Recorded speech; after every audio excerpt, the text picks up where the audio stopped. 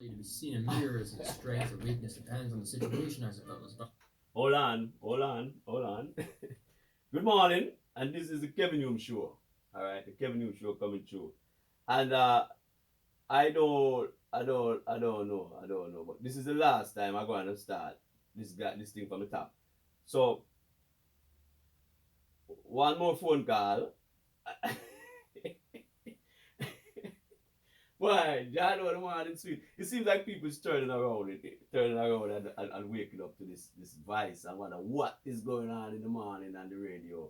It's a Kevin Hume show coming through. And we're presenting to you because it's Halloween and we're presenting the man himself. The man called Dracula. We're presenting Dracula this morning on the Kevin Hume show, alright? We're presenting Dracula. So those of you who out there listening to the show, just know say it's Dracula. And people call, believe you me, people call. For listen to this. So anyway, sorry for keep interrupting Mr. Dracula. So let's go from the top. Alright, and this time we're not interrupting, we're going straight into the thing.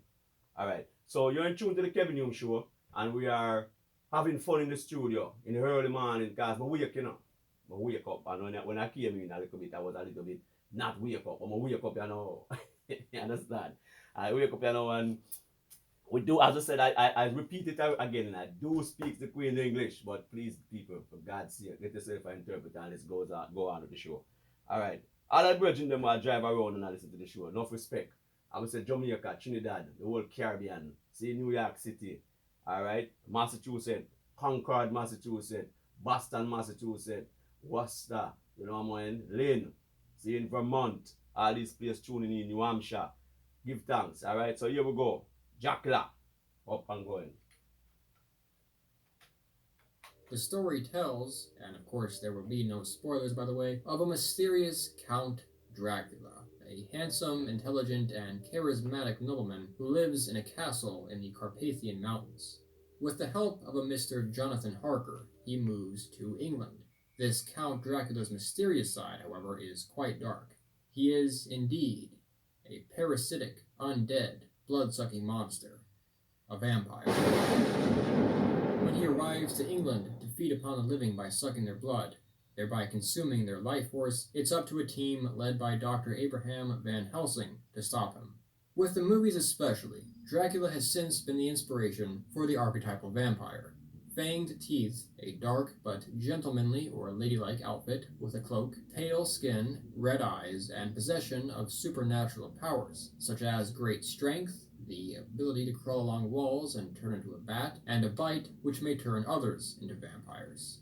Fear not, though, a vampire also has weaknesses, a sensitivity to sunlight, garlic, silver, and the crucifix. According to legend, a vampire can be killed with a silver bullet, a stake through the heart, or decapitation. Whether or not an inability to be seen in mirrors is strength or weakness depends on the situation, I suppose, but Count Dracula certainly hated mirrors. Count Dracula was historically based on Vlad III, Prince of Wallachia, who was born around 1430. His father was given the title Dracul when he joined the Order of the Dragon, which we discussed very briefly in my Germany documentary. Dracul, in Old Romanian, meant dragon, though it later came to mean devil. This title then passed to his son.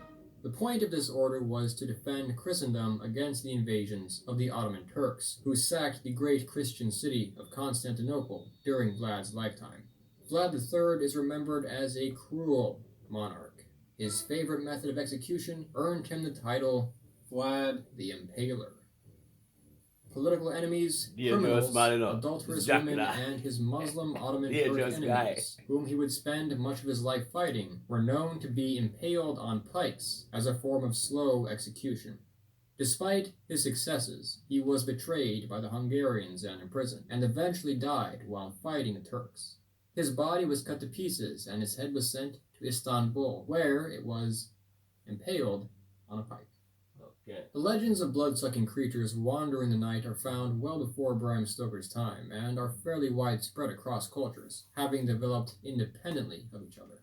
In the late Middle Ages through the early modern era, the people of Europe searched heavily for an explanation to all the death that surrounded them. Many offered supernatural explanations. On some occasions, graves were dug up to investigate corpses which were believed to have been not so dormant. So for those other people who are into the Halloween and they want to be Dracula this week, this Halloween, so the Kevin Hume show present Dracula here, sir. Well, I'm gonna tell you, it's a joy this morning because around 3 people call me, and I said, what's going on? By the way, we soon come out. Don't get scared. Dracula soon gone, man. Alright, so here we go. Finish this thing. Skin and out of the mouth. The skin recedes as it dries, making it look like hair, nails, and even teeth have grown. Corpses have even been known to groan as gas moves out from the esophagus. To the superstitious peasantry, however, these were signs that the corpses were alive and active, possibly even moving among them at night.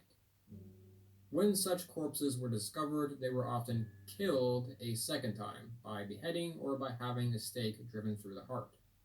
This inspired much of the European legend surrounding vampires.